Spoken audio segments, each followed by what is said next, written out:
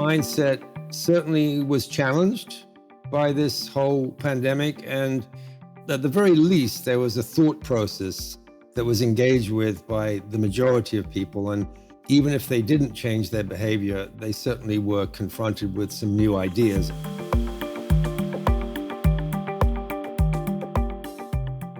I'm Michael Max, and this is Chillogical, the podcast that curates East Asian medicine and methods through the power of conversation. When we graduate, we are set off in leaky boats. Not broken boats, leaky boats. Pretty much everything you learned in school was not wrong.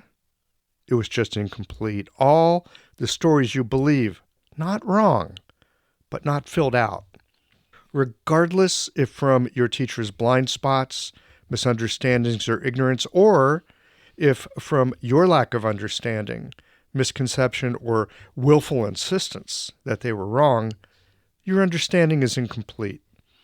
It's impossible when setting out not to have holes in your conceptions, chinks in the way the seams of knowledge come together so that with strain, pressure, and a couple of good storms, they wear apart instead of seating tightly together. We start off with a certain amount of experience to ballast our encounters with patients. We have a structure built out of skill and study. But the open waters of clinic and patient encounters will show us where we're mistaken, where there are holes in our understanding, and where our blind spots keep us circling around some thorny issue. It's not that a leaky boat isn't seaworthy. It can be, but you have to know how to make repairs along the way. And then there is the time required to get to know the boat, the sweet spot of how the ship sails, where she's fast, and which kind of waters are like a second language, and which point of sail is a struggle. It takes time for a boat to season itself, and time for the sailor to learn the boat. Often, the ship is solid enough, but the helmsman still green.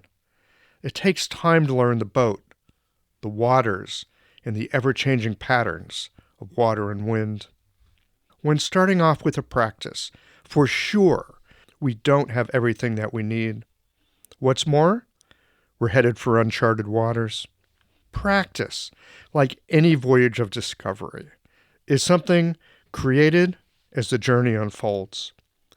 It's not helpful to wish for an easy passage, but rather for the strength, ingenuity, and persistence to overcome what arises.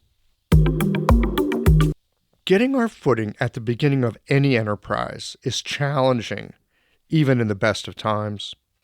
The past 3 years of pandemic and all that it's wrought, the difficulties of learning in a virtual environment where you can't use your hands to learn a hands-on medicine, the problems that arise with not being able to be in the same room with patients when so much of our medicine leans heavily on presence and connection in the moment. And then there was the way that our medicine was pushed to the sidelines by the demands of conformity to convention. All this, in the daily red-lined levels of uncertainty, has made the past 3 years a rough go. At the same time, it's been an opportunity to rise to the challenges of the moment, to take written observations and methods of the past and see how they might unfold with benefit to our patients and our practices here in the present. Now that the coronavirus is no longer novel, and the vast majority of us have either been vaccinated, infected, and recovered, or quite often both, we now have a level of herd immunity that allows us to co-evolve with SARS-CoV-2 as we do with other previously deadly pathogens that are now part of the seasonal mix of illness. But this doesn't mean that our work is done. And especially when it comes to long COVID, there is a lot that acupuncture and herbal medicine has to offer. That is the foundation of this conversation with Nigel Dawes. Nigel and I had a discussion about a year ago. That's episode number 188. And in this conversation, we continue to look at COVID past and present and how we can be helpful to our patients and to our communities. That's coming up right after Shop Talk, the clinical nuts and bolts portion of the digital campfire here. Shop Talk is all practical material on treating patients using acupuncture or herbs, along with a smattering of the how-to of running that fantastic machine for social good and change, your practice. But first, a word from the folks who make it possible for you to enjoy Qiological. These conversations come to you through the generous support of our sponsors and members. Blue Poppy, your new one-stop shop, has speedy shipping options on everything that you need for your clinic. It's Women's Health Month at Mayway Herbs. Check out their new website for learning resources on helping women with herbal medicine. Are you a creature of habit? How about making a change that helps your patients and the planet with AccuFast needles? And later in the show, raising your fees doesn't have to be a difficult process. Jane has helpful suggestions on making it easy and effective. And finally, have you considered that having a thriving, profitable practice is one of the most healing things that you can do? Julie Bear Don't Walk has, and she can help you do something about it too. Do be sure to visit the sponsors page on the Qiological website to take advantage of all the special offers our terrific sponsors have for listeners of the podcast. Picture this. Your clinic is buzzing with patients, and then you realize that you're down to your last box of needles. No need for panic, because Blue Poppy, your one-stop shop for all your acupuncture needs, they ship orders received before 3 p.m. on the same day. With a quick visit to Blue Poppy's website, you can order premium needles, herbal formulas, and that special Dr. Bob's oil that your patients love. Blue Poppy understands practitioners can't keep patients waiting. That's why they strive to get you what you need when you need it. From high-quality Chinese herbs and formulations to acupuncture supplies and clinical essentials, Blue Poppy has served practitioners for nearly 40 years with products that meet the highest of standards. Discover everything Blue Poppy has to offer by visiting www.bluepoppy.com, and don't forget to subscribe to their mailing list for exclusive offers and more. Hi folks, I'm Yvonne Lyle, president of Mayway Herbs. May is Women's Health Month, and as a women-owned and women-run business, we especially love how Chinese medicine can support wellness through every stage of a woman's life. So in this month's newsletter and podcast, we're covering topics like PMS, pregnancy, menopause, and osteoporosis. We'll share expert insights and effective treatment strategies you can put to good use in your clinic. Our Plumflower brand line includes herbal tea pills, tablets, extract granules, and organic herbs, all of which you can find on Mayway.com. And where you can also find articles, videos, and other resources to support your practice. Since 1969, Mayway has been a trusted source for high-quality herbal products. In these challenging times, please know that we remain committed to keeping our products accessible and affordable so you can take care of yourself and your patients. As always, thank you for supporting Real Chinese Medicine. Daily habits and routines feel comforting, familiar, easy, automatic. That's the power of repetition. You've worked out the kinks and can do it with your eyes closed. But what if you shook things up? What if you ditched the old routine and tried something new? Hi, I'm John Sten. I've practiced acupuncture for over 30 years, and together with my wife Kelly, we created the world's first eco-friendly acupuncture needle. The AccuFast earth-friendly needle system cuts your packaging waste by 60 to 90%, depending upon your needle type, speeds up your needling, gives you more control, and best of all, while you're healing patients, we plant a tree for every 2 boxes your clinic uses. Thousands of acupuncturists have already made the switch.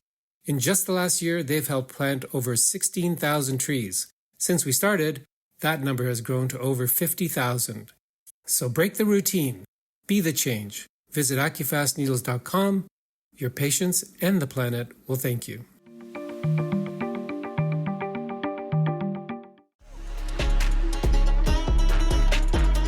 Welcome to Shop Talk. In this portion of the podcast, we are bringing you roughly 15 minutes of practical, clinical methods, perspectives, and advice that has its work boots on. This section is all about practical material that you can begin to investigate the next time that you walk into clinic. Additionally, visit the show notes page for supporting materials from this week's guest on Shop Talk. All right, roll up your sleeves. Let's get to work.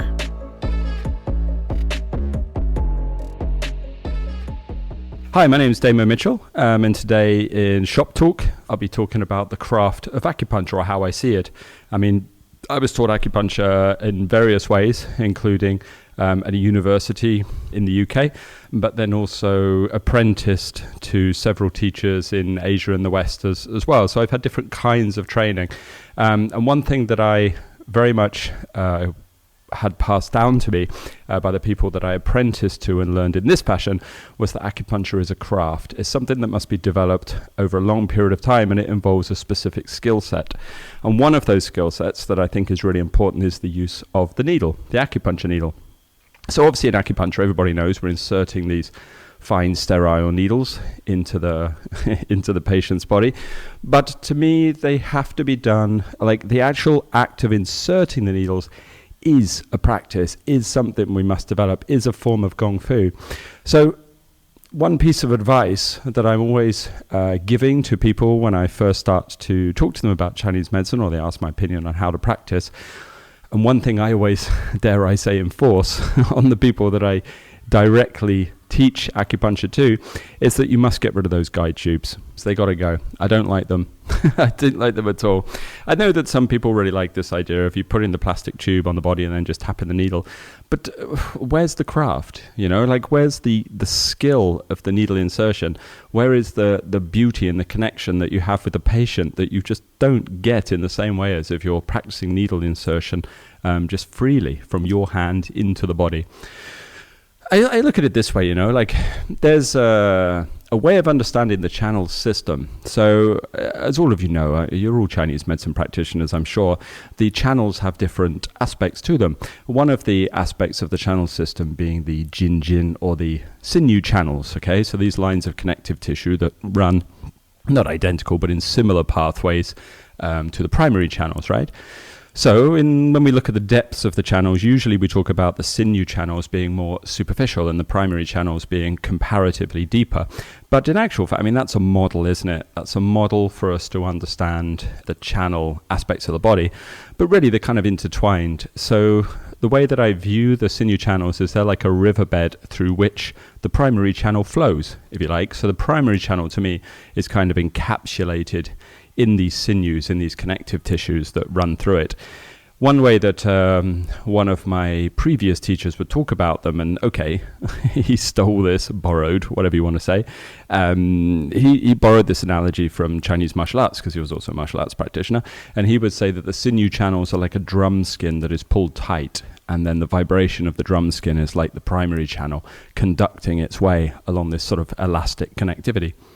So if I wish to treat somebody and I wish to insert a needle, then basically I can access, if I've got skill, I can access these different layers of the body.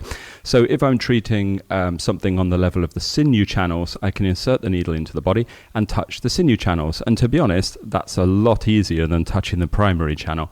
To actually insert the needle through, let's be honest, through the sinew channel without affecting it, to then hit the primary channel, is what takes a little bit of skill. And this really is where the craft of acupuncture comes in, as far as I can see. Because the body, the human body, and the way that it works on the level of channels is very sort of limited with regards to the instructions it can take. So basically when I insert the needle, if I hit the primary channel and I disturb it to a large degree, you know, which if you're inserting a needle into the primary channel, you will disturb it to a large degree. You know, you're inserting a sharp object into the body. When I insert it into the body, if I disturb the primary channel, sinew channel, I apologize, then the treatment will work on the level of the sinew channel. So amazing for musculoskeletal or perhaps pathogens trapped on the surface or things like this, you know, okay. But my treatment is affecting the sinew channel. what will happen is the primary channel is affected secondary as a byproduct of the sinew channel. So you could kind of put it like this, like both channels, aspects of the channel be affected at the same time. But if I hit the sinew channel, it's maybe 70% sinews and 30% primary. You know, it's like the 30% primary channel is just influenced as a byproduct of the sinew channel. What this means is that all of these sort of individual functions of the acupuncture on the meridian points, whatever you want to call them, all of those individual functions will be lessened. So, for example, if I'm inserting the needle into a point that descends qi or clears heat from the body or maybe transforms damp, whatever it is, those aspects, those functions attached to the point, if I'm hitting the sinew channel level of that region of the body, you're only using that point function to 30% of its maximum potential. Maybe that was complex. Let me explain this. So say I'm going to insert the needle. I've got a point here and I want to clear heat from the body. And at that point very specifically tells me when you put a needle in here, you're going to clear heat from the body. And that's what I want to do. Now, if I put the needle in and I hit the sinew channel on the way down, then actually the body has received the instruction, oh, there is something happening on the level of sinews. So therefore, this is a sinew tissue treatment, musculoskeletal, whatever. Then what happens is because I've already hit the sinew channel and sent that instruction to the body, the actual function of that point, that acupuncture point, is lessened. So it's only about 30% effective because 70% of the treatment is on the level of the sinew channel. Now, obviously, these are just percentages I'm using as a concept. They're not too exact, but hopefully you get what I mean. Whereas on the other side of the scale, if I can insert the needle beyond the sinew channel without disturbing it to hit the primary channel and hit the primary point on that channel, then what I get is a much stronger clearing of heat. Now I'm clearing the heat to about 70% of its effectiveness, if you like, and 30% of the byproduct is the sinew channel is hit. It's like a set of scales.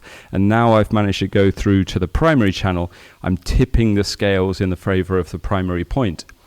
And this is where the craft of the needle comes in. Like, how good are you at inserting the needle beyond the sinew channel to hit the primary point? Now, for a start, the primary channel is very thin. It's not a very thick thing. The sinew channels are thick, but the primary channel is thin. So when I'm inserting the needle into that primary channel, I also have to get the depth correct. I mustn't go too superficial because I miss the channel, and I mustn't go too deep because I miss the primary channel as well. I've got to be right in it. So the tip of the needle that I'm inserting goes right into the center of the primary channel, that at some points on that primary channel is only like a 2 millimeters thick or 1 millimeter. It's like very, very fine.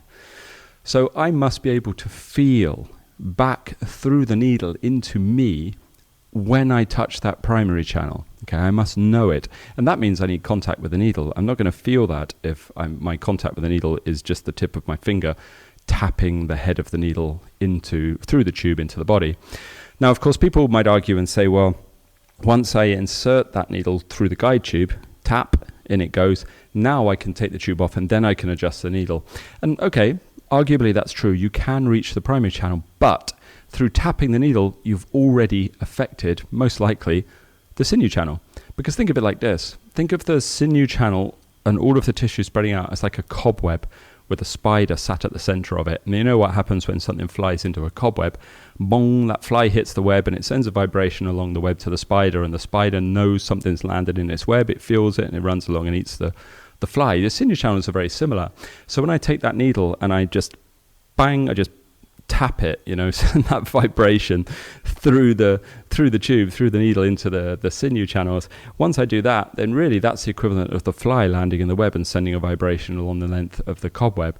And what will happen is now the body knows, okay, oh, this is a sinew channel treatment. So by using the guide tube and tapping it, that vibration is already accessed the sinew channel. So it means really that guide tubes in that way, if tapped and inserted in, can only really be used primarily for musculoskeletal things as much as anything, or maybe clearing something from the surface of the body or whatever you're using the sinew channel treatments for.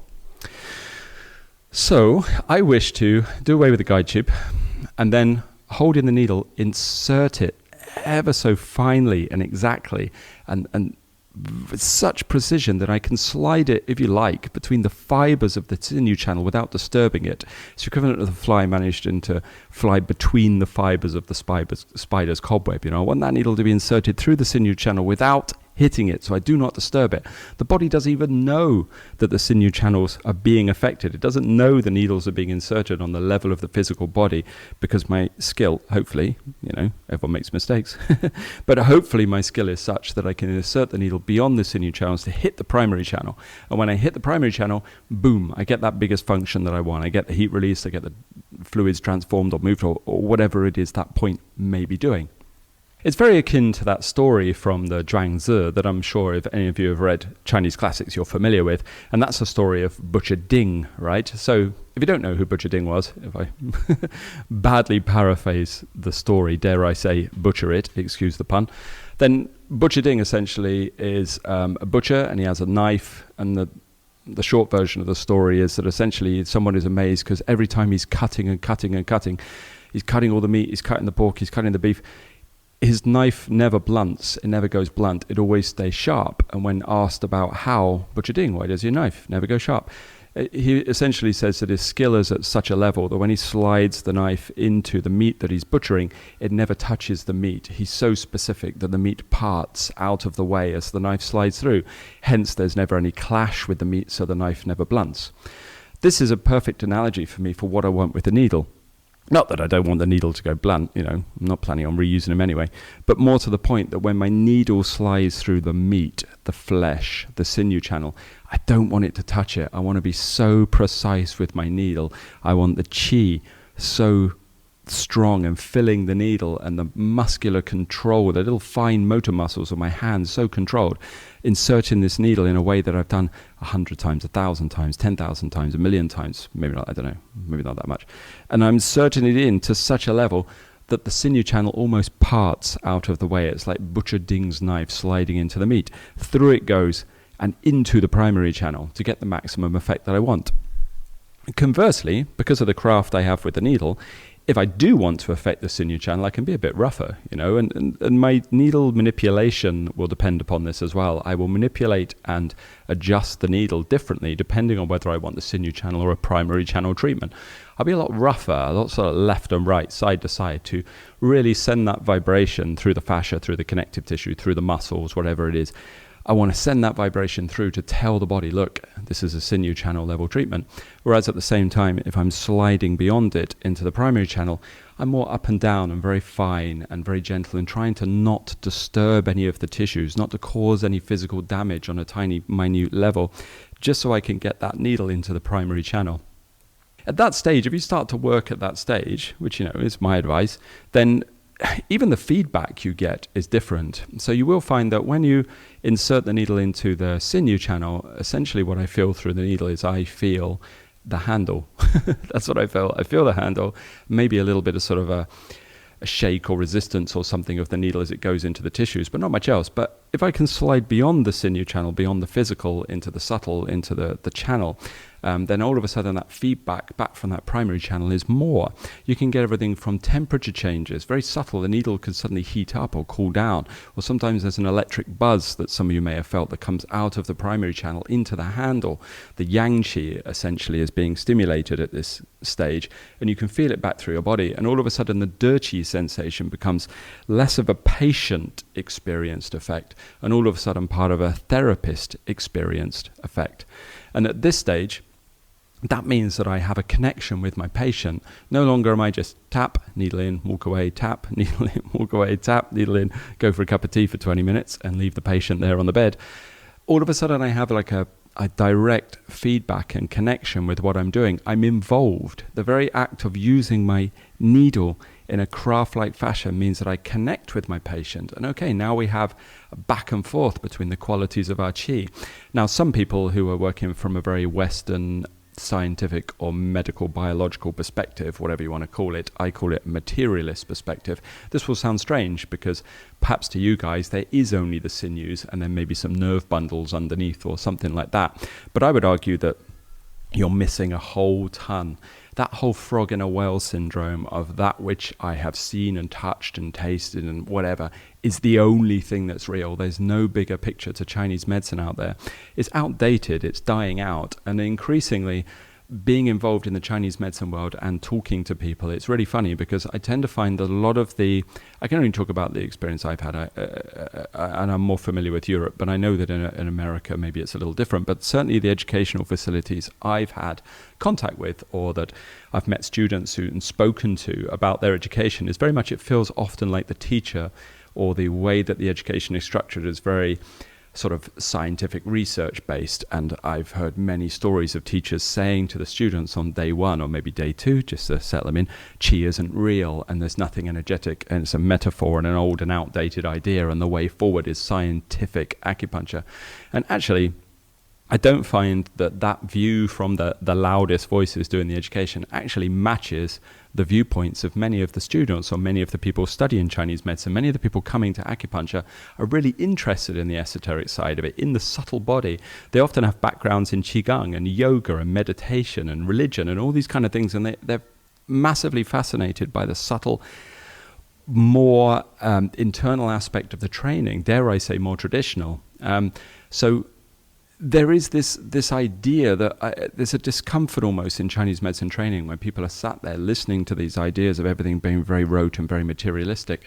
And what I'm saying is, actually, you don't really need to change your education. It doesn't matter what your theoretical concept is. The skill of contacting something internal on the level of actual qi, with regards to acupuncture, is your needle control. It's your craft. It's your craft. So my advice would be, 1, throw out the guide tubes. Secondly, hold that needle and hold it for hours, hours and hours. I used to have a massage bed in front of me because I couldn't keep perforating my friends. Also, I was very young when I started learning acupuncture, and not many people were willing to trust me. So I would simply place my hand holding the needle onto the bed, and I would just needle that bed over and over again, perforating it, hole after hole after hole, inserting needle after needle, blunting whole packets of needles, so that the very fine, tiny little muscles that you probably don't even know exist, the little connections inside your hand, get finer and finer and finer till that needle can be inserted so smoothly that there's no deviation on the direction of the needle as it goes into the body, so that as it goes in at such a perfect angle, it just parts the flesh, it parts the sinew channel, going through it like Butcher Ding's knife without touching anything and reaching the primary channel. And through this kind of work, the more my listening is here, the more I'm paying attention to that process, the more my mind is involved in these ever such minuscule insertions of the needle that I'm repeating thousands and thousands of times, the more my chi starts to fill that needle, like my awareness, my energy starts to connect with it, so that then inserting the needle doesn't simply become I'm putting needle in a point. It becomes I am putting something in to cause an interface between my and my patient's body into that primary channel, so that now we have a two-way, and that the therapist effect is massive and a much stronger impact upon my treatment. So that's just my advice, but something to play with. The craft of the acupuncture needle, treated as a skill, a gong fu that needs developing over time. So, that's me, Damon Mitchell. That's my advice. These days, I'm around the world doing different things. And if you look me up online, you can find me if you're interested in my ideas. Thank you.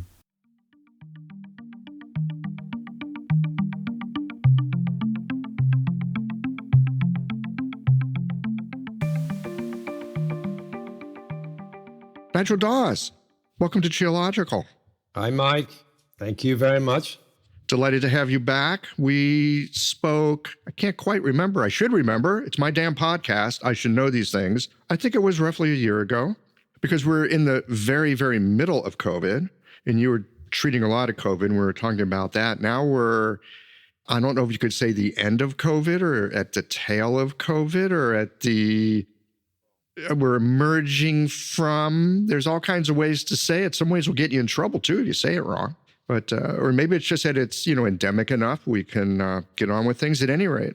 Or we could just be stuck permanently in the Shaoyang. It could be the revolving door forever. Who knows? Is that like Groundhog Day? Yes, these sneaky viruses, they hide out. So they do. But no, seriously, we are coming. I mean, definitely there's progress, all sorts of dimensions, progress in treatment, progress in people's awareness of safety measures and how to behave and things like that. And I mean, people have gotten bored with it, with the limitations, that's for sure. And they're sometimes a bit cavalier. But generally speaking, I think my impression is that we have actually learned a lot from this whole process, and people are generally more well-behaved, I think. That may not be true in other parts of the country. I don't know. I'm just speaking for New York, but... Yes. Well, New York is its own thing. So, yeah, we're going to talk about long COVID here and just, where we are. And how would you say in the place where you're living, COVID has taught us something about living with a virus? You were saying people are better behaved. What does that mean?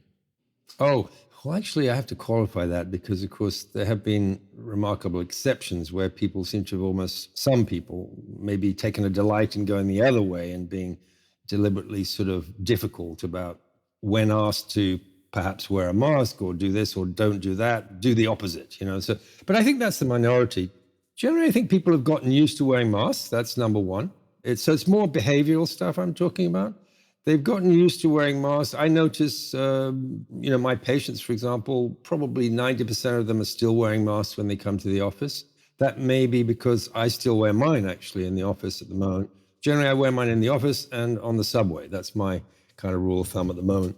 So, yes, behavioral things like mask wearing, close contact, being gracious enough if one tests positive or one knows someone you've been in contact that, you'll get a call from a friend and say, hey, we were going to meet tonight, but actually this happened and, I want to be respectful. So I think people are, by and large, have gotten into the habit of respecting the chain of infection, basically, potential for this and any virus or other foreign entities, and had become more aware and a little bit more generous about looking beyond themselves, basically, and considering others and considering, So, I think 2 years ago, it might have been quite unusual, someone thinking very specifically about their elderly parent and, I'm not going to go around there because, now that's sort of common parlance and people have it incorporated that in their daily thinking. So, yeah, I think there's some lessons learned for sure about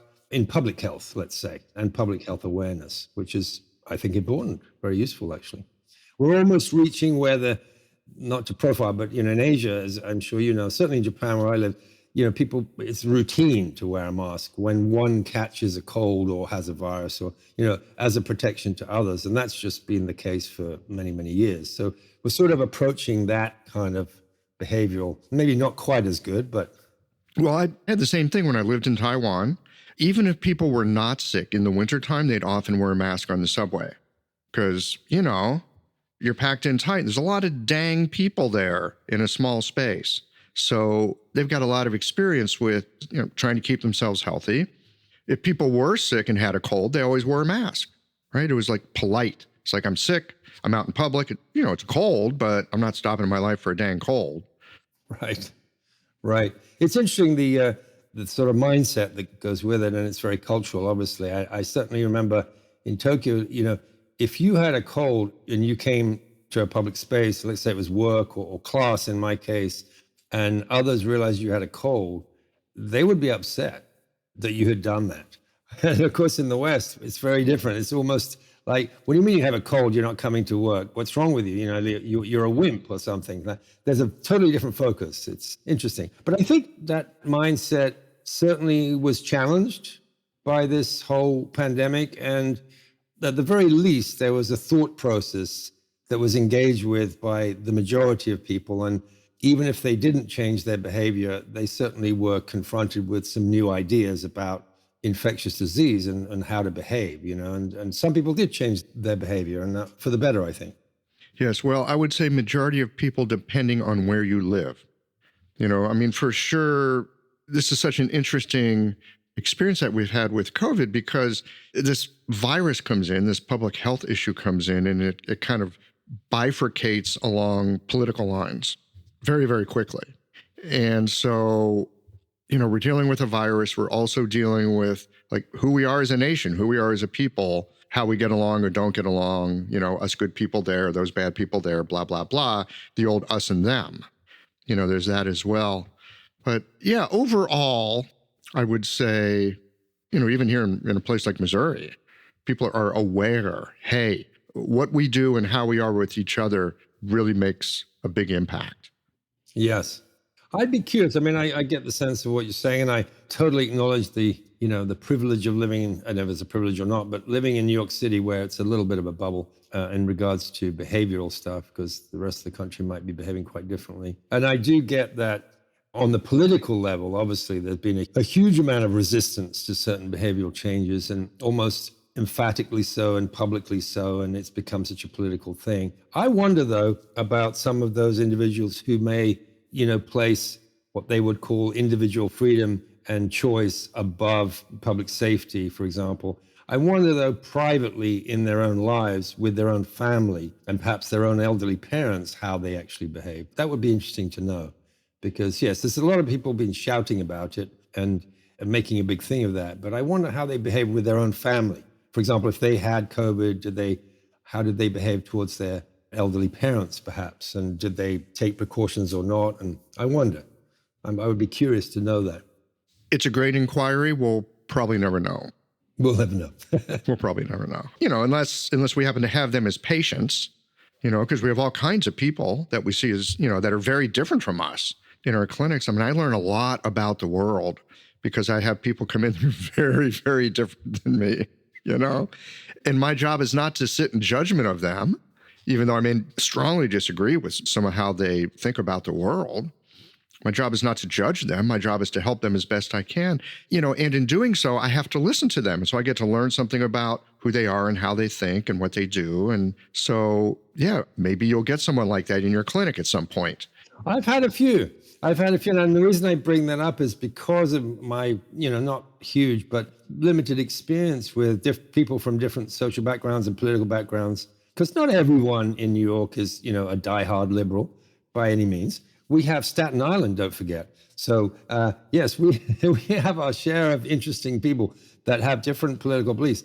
So I've certainly had patients, and I was curious because I can totally get behind, and I think I understand some of the political issues around, if you've got, centralized bureaucratic agency like the CDC, pronouncing, public health measures that everyone has to follow, this smacks of centralized government and being told what to do. And, I totally get that some people, that plays into the paranoia or the fear about that whole thing in some, walks of life. For some people, they don't like that. They're not voting for that. They hate Washington. They hate the whole, and that fits into that. So on the public level, they're very likely to resist all that. But I've had a few patients who fell into those political, categories. And when I've been talking to them on an individual level about their health, and some of them had COVID actually, and their families, they were very different in their behaviors. They were very conservative. They masked. They were very concerned about giving it to others. And, so I found that pretty interesting. Yeah. The public face and then what we actually do. And of course, what we actually do is, that's where the rubber hits the road. Right. Right, because they saw what happened. They had friends who were very ill. They had possibly one or two friends who may have passed away. And, that hits home beyond politics, I think. Yes, I think it does. Well, so here we are let's call it emerging from COVID. I like that phrase, merging into something new, and it's getting to be springtime. So emergence, right? Life is coming out again. So there you go. You wouldn't think it's spring today, Michael, in New York City. It's minus 15 Fahrenheit this morning. Yes. Well, I've got news for you. Today is officially, or maybe it's tomorrow, but we're like right at that cusp as we record this here in early February, the first day of spring on the Chinese calendar. Yes. It's the Xinyan. It's the Chunjie, right? The spring festival. Dead flippin' winter, right? It's interesting. It's one of the things I love about East Asian medicine. There's a whole perspective and respect that's given to what's unseen. You can't see it yet. It's still in the dark. It's underground. There's something that's turning. It's moving. It's changing. And it's not available to your objective outer world senses yet. But like here, it's also really cold. I think it's like 20 degrees right now. And yet there are the beginnings of a little bit of green coming up. Yes, we've got buds too, yeah. Right?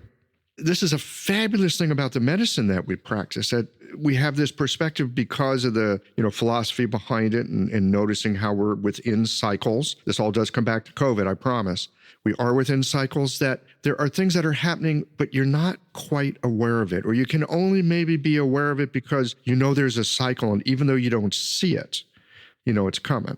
So we're in this phase now with COVID where, look, I don't know what it was like for you this past fall, but for me in my practice, and again, I'm not saying I'm any kind of randomized study or reflective of reality in the United States in any way, but in my practice with the kind of people I saw, the folks who had COVID were not that sick, and they recovered pretty quickly, by and large, okay?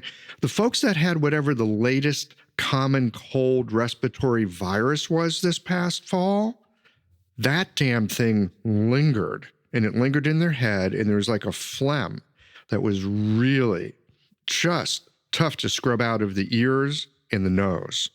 So things are always moving, and they're always changing. COVID's changing. One of the things that we're for sure seeing, though, is the long COVID effects, which, to us as East Asian medicine practitioners, it's not too surprising because we know that viral infections often will leave a sequela that goes on for a long time. It's kind of not news to us. I'm curious to know what you're seeing in your clinic these days in terms of the sequela and how you're treating it. Yeah, sure.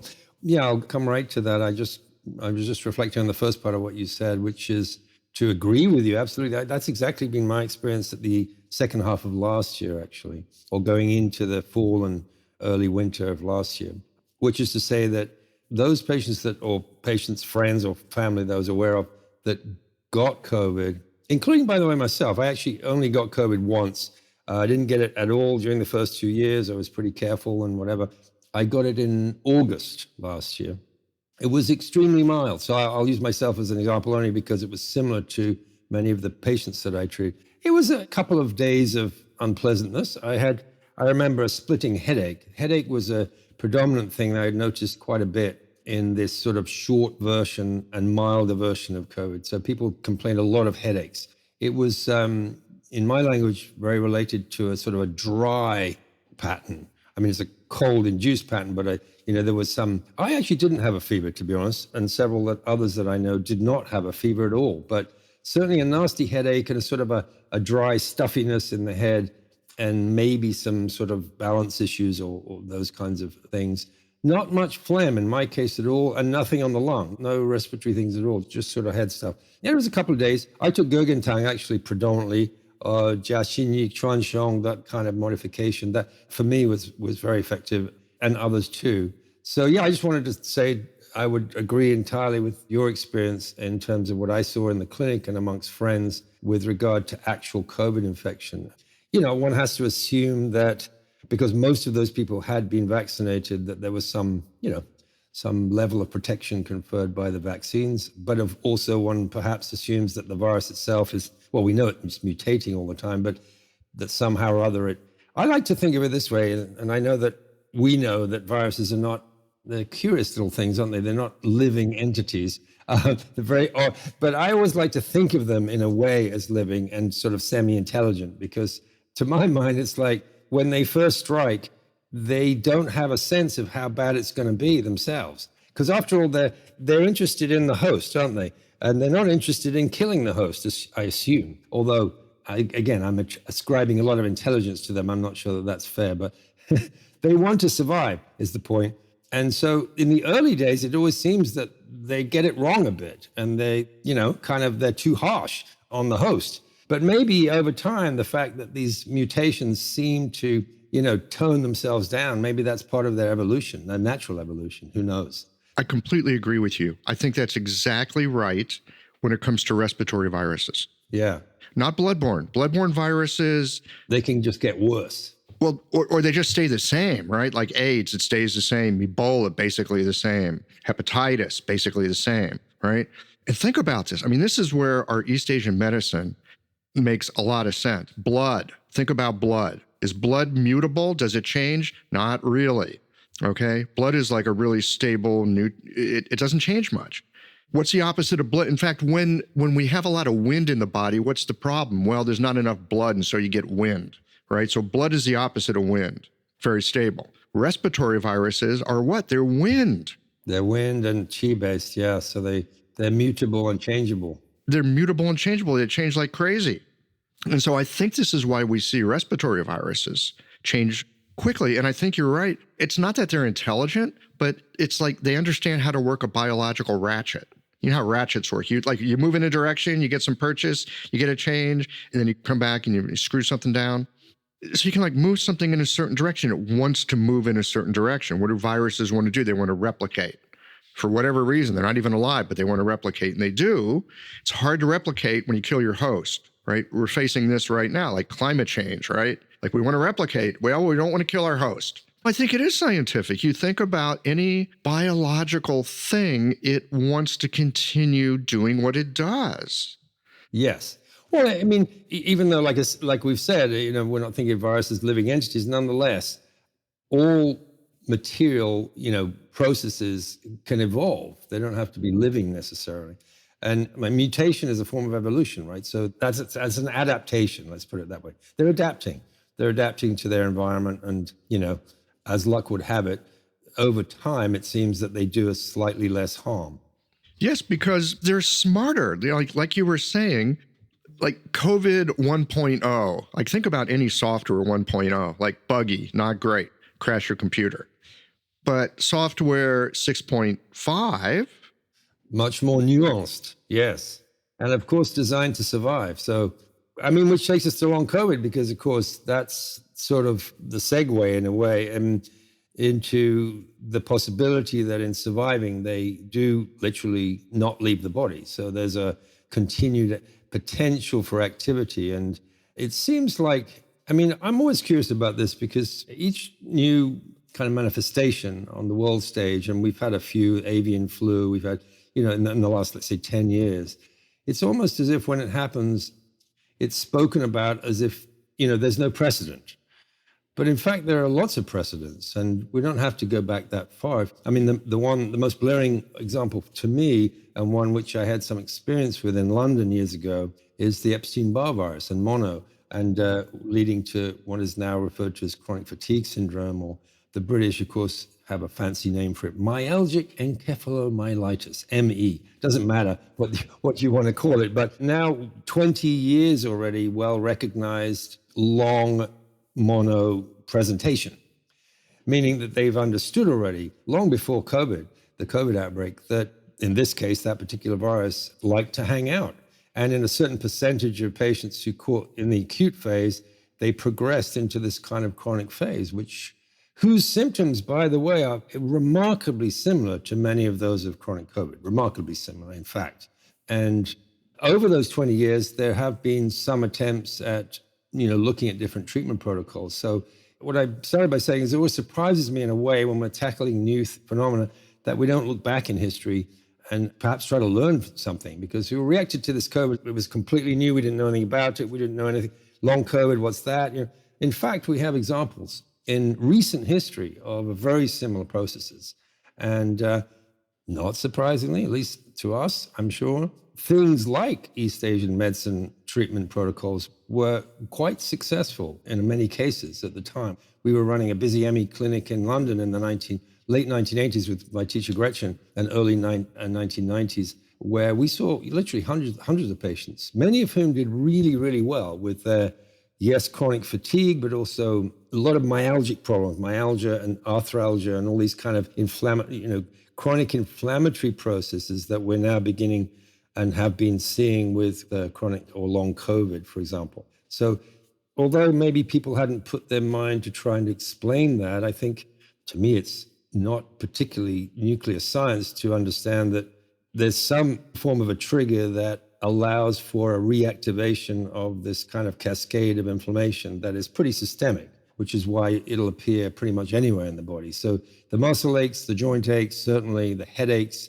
the fatigue, which is the challenged immune system, these are quite obvious ones. And then if they happen to activate inside the lung again, then you'll get some of the chronic respiratory symptoms, which interestingly are not necessarily that common in long COVID I've seen. I've certainly seen people with chronic coughs, no doubt. But I've also seen quite a lot of people who had upper respiratory symptoms, strong ones in the beginning, and then those faded and they were left either with gastrointestinal symptoms or cardiovascular symptoms, which are pretty much the three systems that I think seem to be most commonly involved in long COVID anyway. And people seem to fall into different groups there. Yes, it's curious, the cardiovascular, that blood stasis aspect of this virus, I think is something very unique to it. Yes, that's new. We didn't see that with ME, with chronic fatigue. With Epstein-Barr, we didn't see the cardiovascular ones at all. No, that's absolutely true. That's something different and very curious. I don't know how you've been doing with some of those patients, but I've found some great uses for some of our blood moistening invigoration formulas like Zhigansaotang, for example, I've used quite consistently. Zhigansaotang, that, Nigel, I hadn't thought about that, but I hear you say it, and I'm thinking, oh my God, I should look for that in my clinic. That makes a lot of sense. Tell us more about that.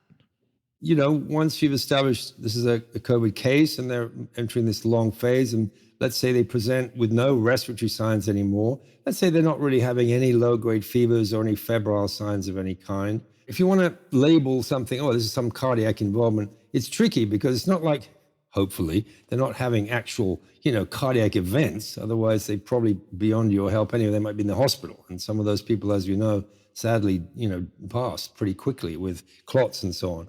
But at a less severe level, what will be happening is, in our language, there'll be evidence of blood static signs. So those are the first things to look for. And I would be looking at the extremities. So I look at the feet straight away, furthest from the heart, and I'm looking for little bluish or purpley patches or discolorations, indicative of blood stasis. But the underlying issue is blood deficiency, as in blood dryness. So there's a kind of, in my mind, I'm thinking if I was inside their vessels, the blood would be sort of thick and dry. And of course, the propensity or the danger is there's clot formation.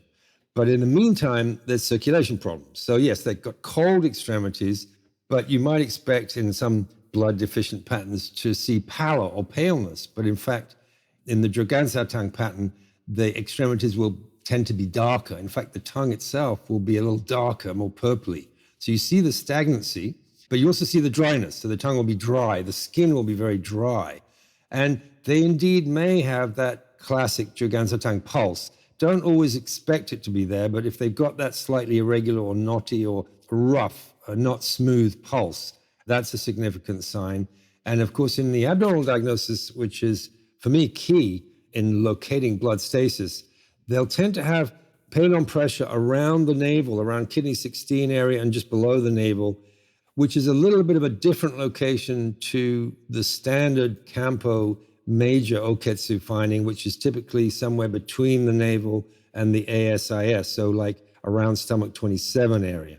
So these, what I would call deficient blood static patterns, tend to manifest blood stasis around the navel, very close to the navel, which I haven't studied with Matsumoto Kiko at all, but I understand that she may have I've had a lot of students or known a lot of her students. She has, I think, a blood static point located on the left side of the navel, somewhere around kidney 16. So that would seem to correspond to that kind of idea. Anyway, blood static, in addition to blood dryness, clinical evidence is what alerts me to the use of that formula. And I hate to use the term, but it's almost like, to my mind, almost like a blood thinner, actually. Not in the sense of a Coumadin or something like that, which is basically rat poison, as we know. Well, it's not poison, but it kills rats because it causes them to bleed, poor things. But not that dramatic, but it's certainly anticoagulant is what kind of the idea. Yes, and it moistens, and so it'll get more slippery, it gets more fluidic. Yes, I think that's the key because, perhaps I'm thinking about it oversimplistically, but in my mind, if you've had an acute phase of a cascade of inflammation in the entire system of the body, and then that moves into a chronic phase where you have repeated little, inflammatory moments, then inflammation is heat after all. And if it's in the bloodstream, then the blood is affected by that, and it dries a little bit, gets a little bit thicker and drier. So it would seem to me that it's very critical to not just move the blood, but actually to get in and moisten the blood directly. And that's, of course, in my mind, that's where herbs come in. I mean, the movement side can be taken care of with acupuncture very effectively, but the moistening side, you really need some substances for that, I think. So the combination is excellent. So yes, I've had a few patients who've done. It's always difficult in evaluation because the unspoken is you're hoping that they're not going to have a heart attack. But of course, you're not saying that. When I say evaluation, they're not necessarily having a lot of cardiac symptoms, but what they might consider small signs to you would be important. So those chilly feet, the discoloration, the purple colors of the extremities, the very dry skin, the occasional irregular heartbeats if they do get them, the purplish dry tongue, those are all signs that you'll be looking to see change. Yes, exactly. Well, here's the other thing, Nigel. These are signs that we know to look for. So to us, it's fairly apparent. We were talking earlier about the turn of the season in the Chinese calendar and how so often with our East Asian way of thinking, there's this, not just a sense, but a capacity to see things before they actually manifest, right? Spring festival, it's flipping cold outside. What do you mean spring? Well, because we know something about cycles. And in the same way, all the things that you just described, I mean, a regular conventional doctor would probably not notice it. I mean, maybe somewhat, but most people wouldn't notice it. To us, these things are notable. Other people are like, yeah, okay, their feet are cold. Well, it's winter, put on some socks. Or some little blood vessels that are showing up as purple. Maybe they weren't there before. They're getting older. These things happen. It's easy to overlook some things that, for us, they're not having a cardiac event now. Maybe they will in 10 years. Maybe we can just sweep some of that out of the way so they don't have a cardiac event in 10 years. We will never know. You can't know that stuff. But I think this is one of the really amazing things about the kind of medicine that we practice, that we can see some things and take action. The great thing about things like long COVID, or listen to this, the great things about things like long COVID, people have it. We've got a lot of methods that have been handed down to us over centuries that have been helpful to people over centuries. Now, I'm not saying our medicine's great because it's been around a long time. That's just marketing. The trick for us is we have to be able to take that and use it in our modern moment, in our present moment, in our clinic with our patients, right? It has to come alive for us. We have to not just read it and go, hey, it's cool that it works. We have to know how to use the damn stuff. And I feel like our medicine is very helpful for these sequela to viral infections. Like you were saying, in London, you used to have a clinic, you saw hundreds of people for something that in the beginning, Western medicine said, that's a psychological thing. It's not real. So there are these chronic conditions and they show up. Yeah, absolutely. Absolutely. And it's understood, isn't it? It's understood in allopathic medicine too, that these chronic conditions obviously are going to take time to respond to any kind of intervention or treatment, and that is a conundrum for allopathic medicine in itself, because most of their treatment protocols are designed for the acute stages. That's just the way it is. So interestingly, and I find this fascinating, if you think about cardiology in Western terms, allopathic terms, they've known for decades about the risks involved with anything, whatever process it might have got you there, but anything that thickens the blood. And they've understood the risks for that. And that's why they used to say, take an aspirin every day. Or nowadays, it's like there are quite a lot of cardiologists who genuinely believe, and I think they're probably not wrong in their thinking, that, patients would do well just to take statins all the time because you want to keep the blood, or anticoagulants. The problem with that is these drugs, have side effects, and you're asking someone to take something with maybe a very sound theoretical basis to it, but you're asking them to take something for long periods of time that are going to give them side effects. And that's where our medicines come in, because they're so much safer and they're so much more able to be taken over very long periods of time. Of course, you monitor, and there are always the potential for adverse responses, as we know. but you're careful to monitor that. But the potential for serious side effects is so much less.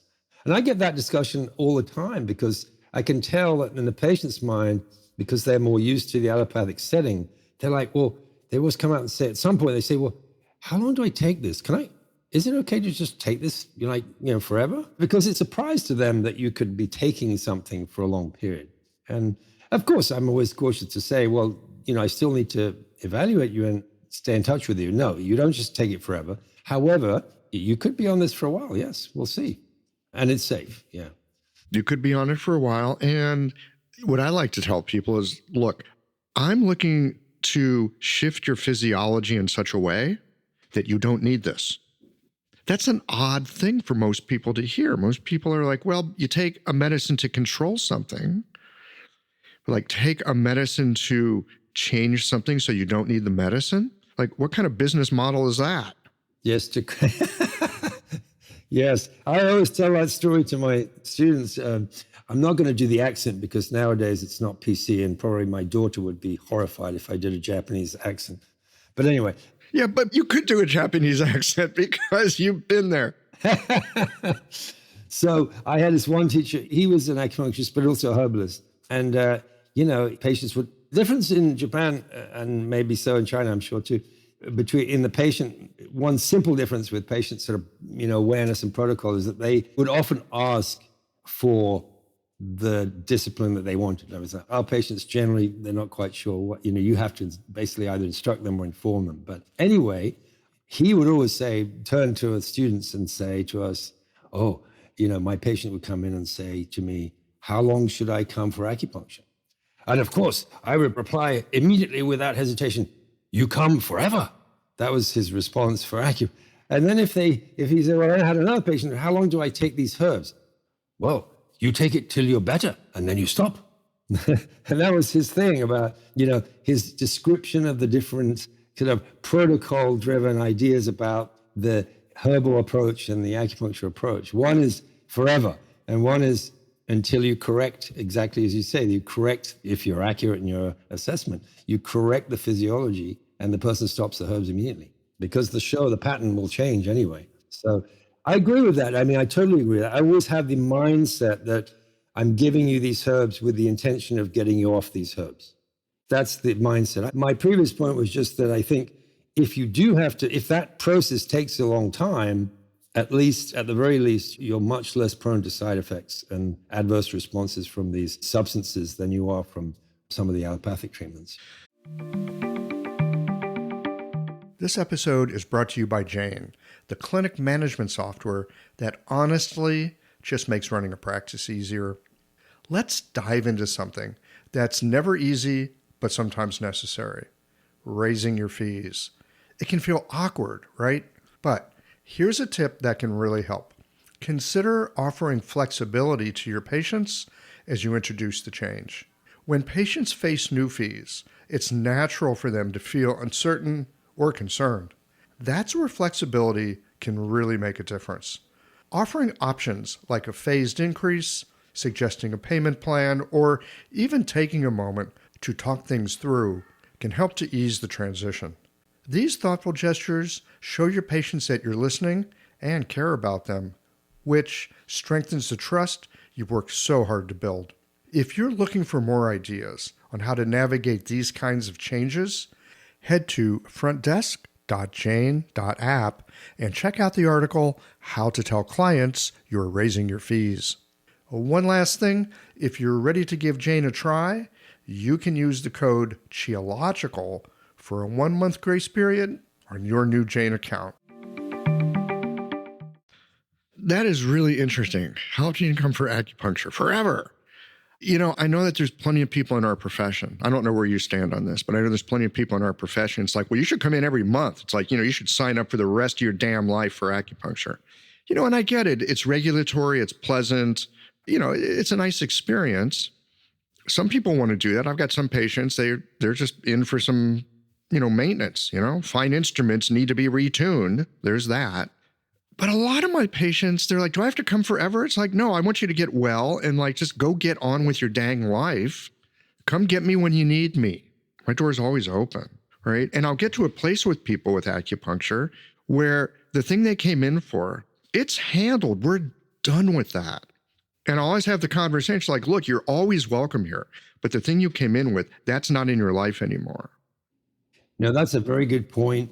And, by saying, I think, or giving that example of the teacher that said, you come forever, I think the implication is that you could come forever in the sense that you could always work on something else. There's always something else to work on. So I totally agree with you. I mean, there should be a beginning, middle, and end to a process, any given process of health, hopefully, if you're doing your job. And yes, things correct. But then there may be something else. I mean, I do find this with acupuncture quite a lot because, to me, I spend a lot longer, obviously, with a patient during acupuncture. There's a whole hour. So I develop a little bit more intimacy and connection with patients more quickly with acupuncture than I do with herbs, where there's a shorter time period spent with a patient. And so I often find in the acupuncture process that in dealing with, let's take some very facile example, like a fairly straightforward orthopedic case where, maybe 4 or 5, 6 sessions later, they really improved a lot and they're happy and their shoulder's doing much better. There's increased mobility. There's no pain is relieved and boom, she's happy. At that point, they could be gone. But in that 6 weeks, if you've in the interaction sort of noticed a few other things, that would be the point at which I would at least bring some options up to that person and say, well, it seems like we've done quite well with this. There are a few other things that if you want to, we could address. Like, how about this, for example? So I do find that process is almost endless in a way. Well, it can be. And I don't want to be like selling acupuncture and put my patients on a hook. So yes, I have the same kind of thing. And if they want to work on it, if I sense they want to work on it, or they say they want to work on it, it's like, okay, great, we can. I'd like to make that a notable moment of conversation because I want them making a choice about their healthcare. And they might not want to work on it. It's like, yeah, it's fine. I don't care, whatever. It's like, okay. Because yes, you could do it forever. I always like to let the patients drive it as much as I can. Yeah, no, I'm with you. And patients are interesting like that. I mean, what their choices about what they want to work on. I'm reminded of a patient who came, his primary complaint was insomnia. And he was quite a young man, probably early 30s. And this is a few years back now.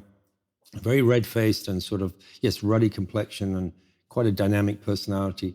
And on examination, he had a lot of blood stasis evidence. And indeed, he was very constipated, which he hadn't offered information about, but we discovered went 2 or 3, 4 days sometimes without bowel movement. And he was basically hot, a lot of heat in his body.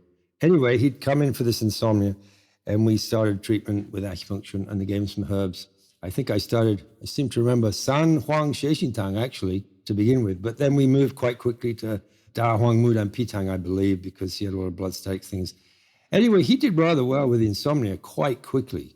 In less than a month, he was sleeping a lot better. Anyway, my point about the story is that what I haven't told you is that on the first exam, when he disrobed, he had the worst case of psoriasis I've ever seen in my entire life. I mean, his entire body virtually was covered in psoriasis. He hadn't mentioned this at all. And so having not mentioned it and having been so obvious and, of course, fairly immediately related in my mind to the heat pattern that he was presenting with, I decided to stay quiet about it too for now because, I was sort of following this is all in deference to what you're talking about, patients will tell you what they want to work on. And if they don't tell you, maybe you shouldn't ask or whatever. So, but at the end of that month, when he was sleeping a lot better, of course, I did say, and, we could probably help with the skin stuff. And if you want to stay, it's going to take a little bit longer, but I think we can help with that. So he was good, and he wanted to do that.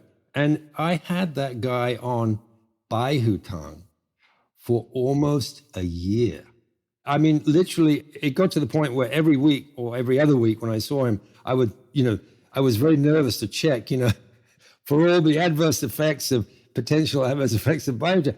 No, he's fine. And gradually and systematically, his psoriasis improved, I would say 70%. It was extraordinary, but it took a year.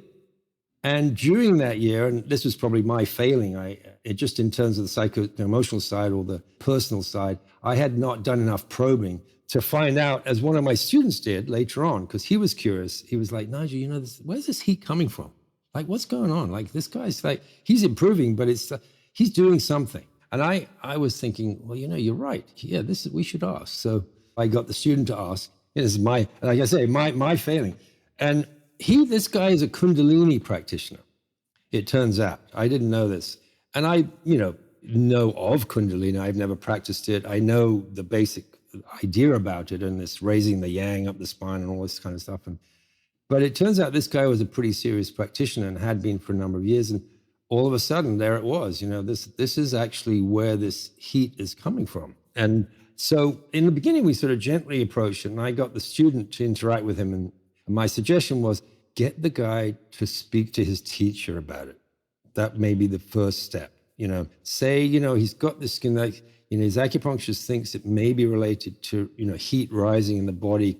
Could that in any way be related to the meditation practice? And should he do something to kind of, alter that? Okay, this is instructive too. This is great because I'm listening to you describe this guy. I bet his constipation got better too, didn't it?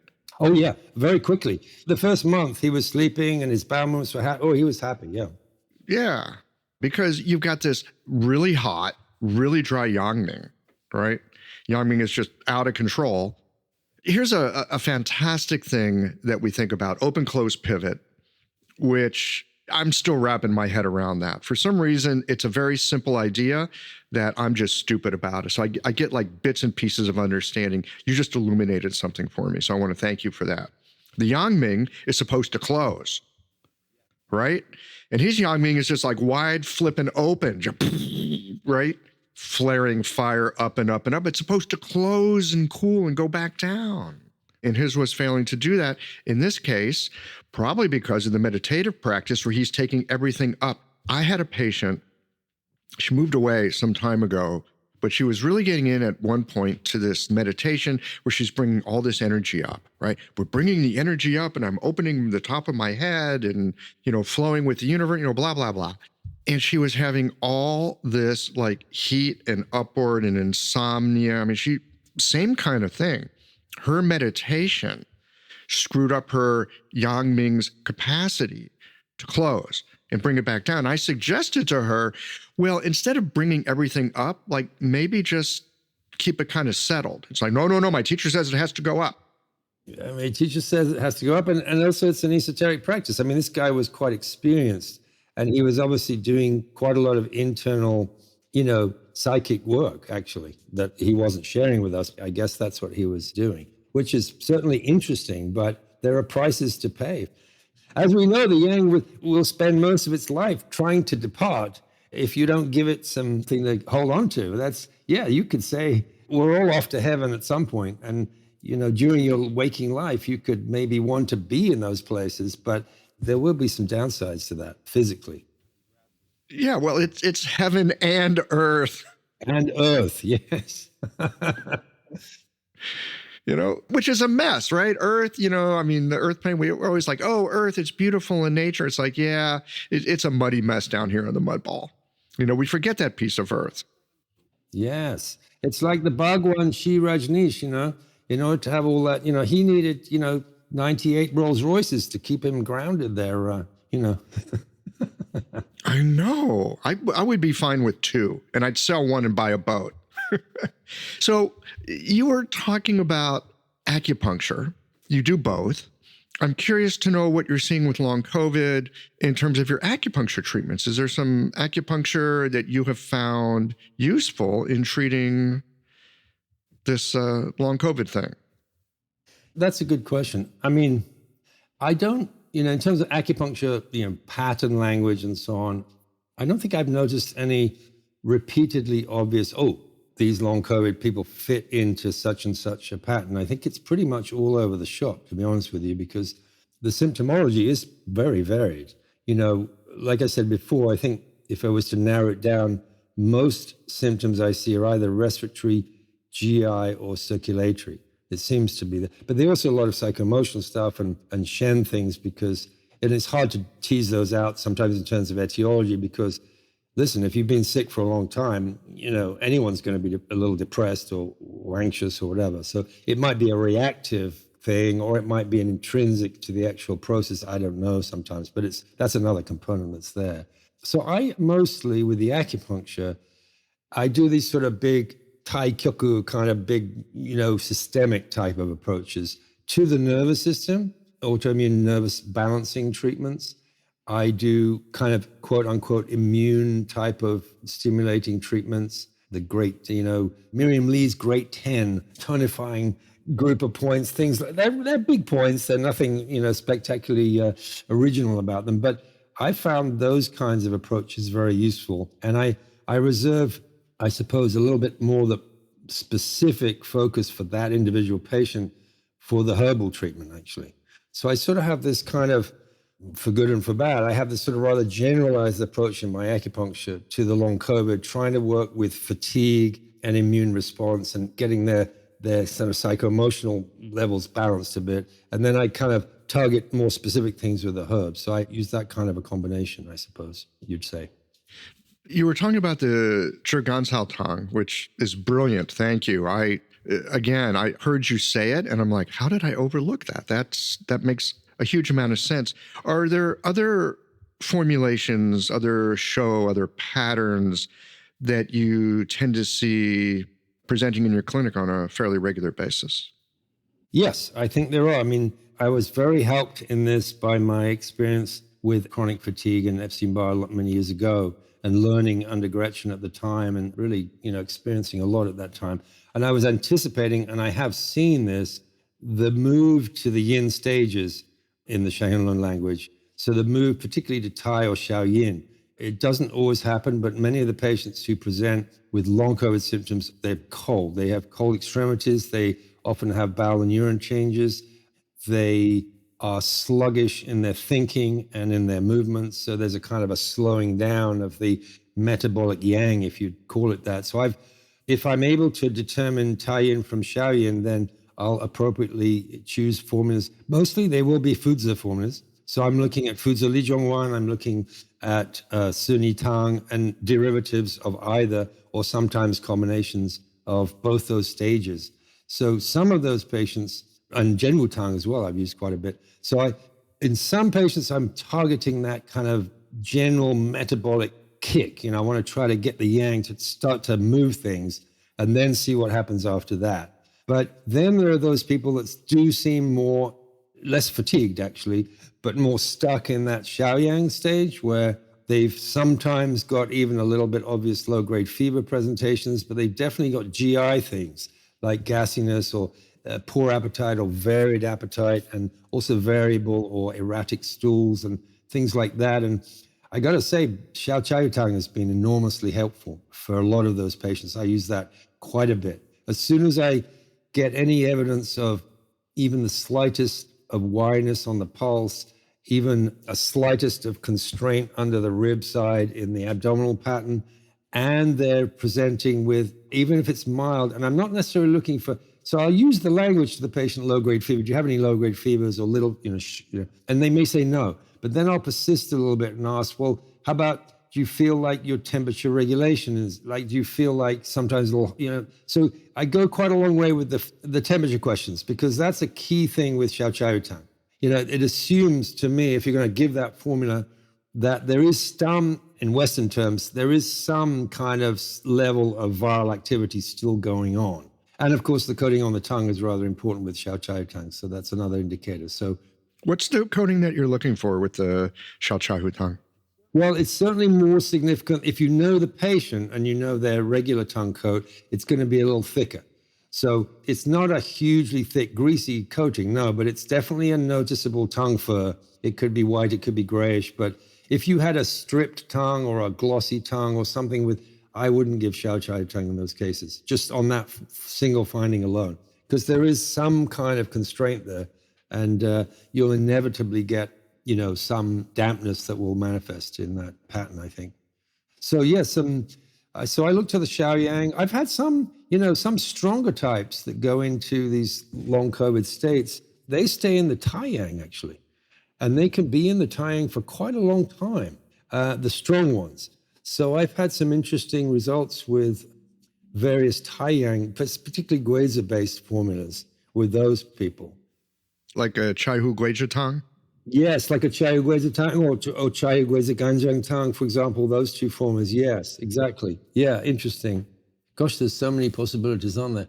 I've also learned some very interesting things about my own biases. For example, in Campo, it's just the way it is. We use, compared to TCM practitioners, we probably use a smaller variety in the formulas. I stock somewhere around 100, I suppose, as opposed to the whatever it is, 350 they teach nowadays in TCM school. In any event, there are some certain formulas, particularly historically speaking, the more modern formulas. By modern, I mean 200-300 years from now. Those kinds of formulas that formulate in China generally are not used so commonly in Campo system. But I wanted to give one example of a formula that falls into that category for me. It's more of a TCM formula, which is Bai He Gu Jin Tang, lily bulb combination, which I was familiar with, and I think I fairly well understood its mechanism, but I don't really use it that much.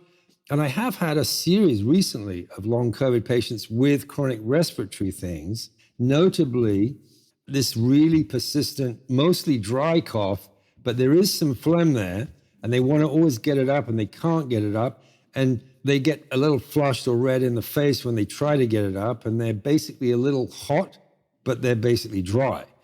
And for me in Campo, my go-to formula for that presentation would normally be Maimendongtang, which I have prescribed. And I've even tried in one case where she had a lot of coughing at night and a nighttime agitation. I tried Juru Wendantang, which is an interesting formula for nighttime dry cough and phlegm. So that was helpful too.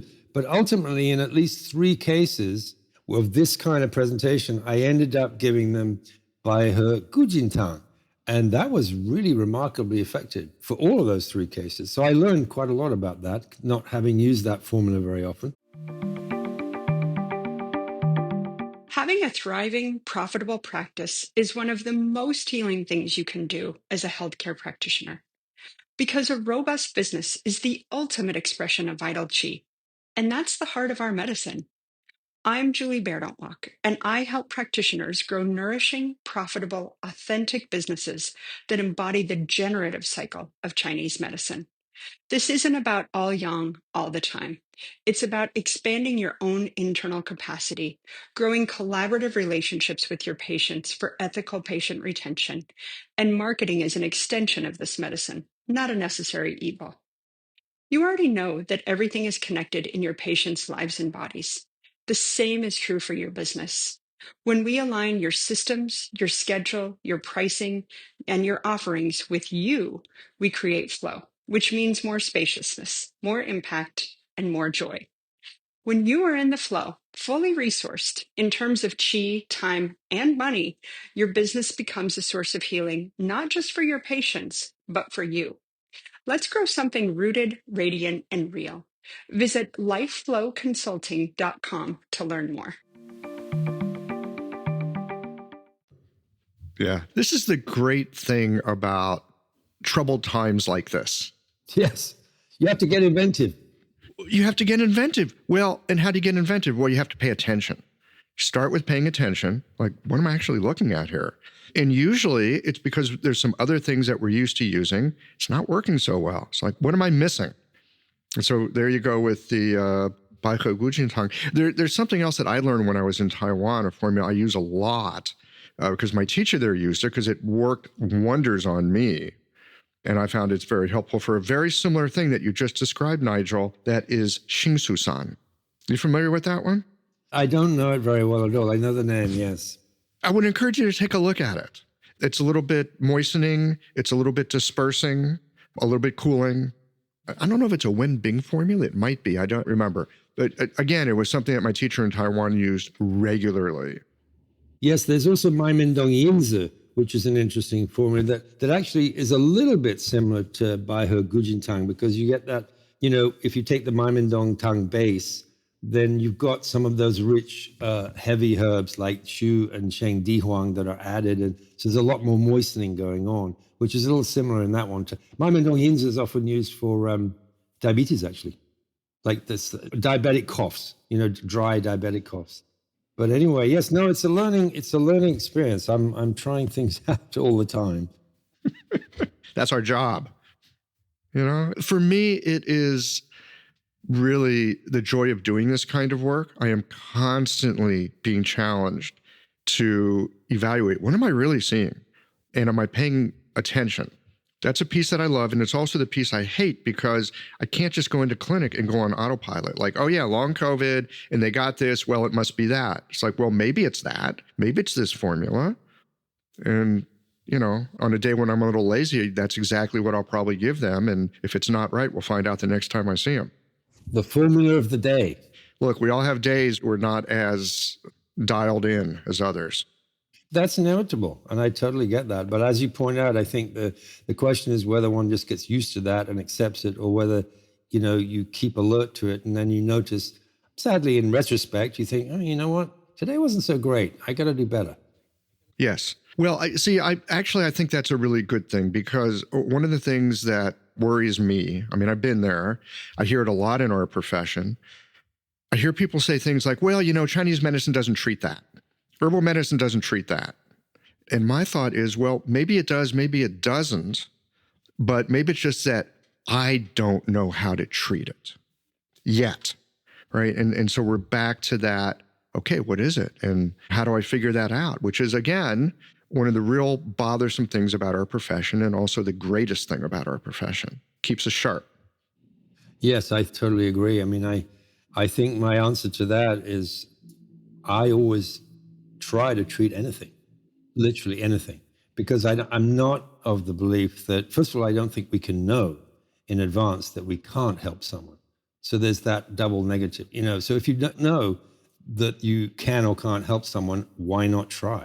That's the first thing. The second thing is, mostly speaking, for the most part, our treatment is relatively benign if managed properly. So there's another reason why not to try. It's relatively inexpensive. So all the real important factors as to why one would at least attempt something seem to be in place, as far as I'm concerned, as long as you responsibly, evaluate the progress with the patient and, obviously mutually agree that, we've tried this, we've tried that, it's not helping. Let's see, what's next. Let me see if I can refer you to, that's that process. But yes, to sort of cajole our scope into certain areas because, herbs are good for this or acupuncture is good, I think that's a very limited way of thinking, actually. And, modern subspecialties in allopathic medicine, that's the way they've gone. And we see the downside of that, which is, when you go to see your GI doctor with, let's cut to the chase, anxiety-induced stomach disorder, they're going to do a colonoscopy first. And then they're going to say, well, there's nothing wrong with you. I'll send you to the psychiatrist. So that's the limitation of those narrow, scopes. So we don't want that. Now, that doesn't mean we can treat everything or we will always be obviously successful at treating everything, but we should try. We should try and be attentive and responsible. That's, like a GP. GP should be able to, take anybody into their practice and then figure out if they can help them. And if not, refer them, right? That's sort of standard practice. I agree.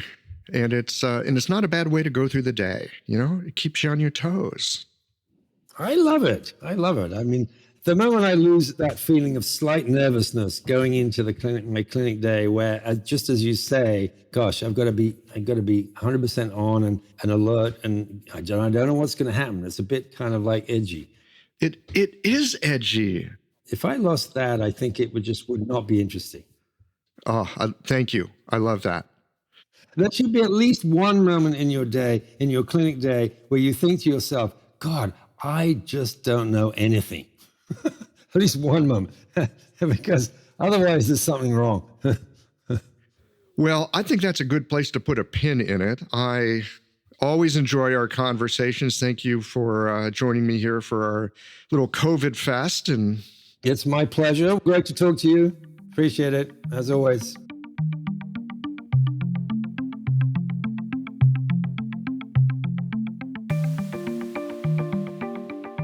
There's a lot we can do with our medicine to treat the odd constellation of symptoms and troubles that come from long COVID, and especially as conventional medicine doesn't have that much to offer in this domain, we have an opportunity to help a lot of people. It helps that doctors over the centuries have left us clinic notes and descriptions of what they saw, and more importantly, how they thought about it. And it's an opportunity for us to take the challenges of the moment, learn from our clinical experience, and then share that with others. As the Chinese say, 危机就是一个机会. A crisis is actually an opportunity. Well, friends, this winds up our retrospective on COVID. Pandemics, thankfully, don't come by every day, but they do arise often enough that we need to be vigilant, but not over-vigilant. We need to be prepared, but not paranoid. And as social media and digital communications are now part of the world and our lives, we need to better understand how our instant communication technology, which is now an unavoidable part of our society, plays a role in response to troubles that we've seen like the coronavirus over the past few years. I suspect, as our East Asian medicine methods often advise, the trick is to harmonize and regulate. Well, here we are at the end of this episode. If you've listened up to this point, you're either a rabid fan of Qiological or the forward button on your podcast player stopped working. If you are indeed a fan of the podcast, you can help us to bring new episodes to our community of practitioners by supporting us with a membership or a one-time contribution. Details, of course, are on the website. That's it for today, friends. Join us again next Tuesday for another thoughtful episode of Qiological.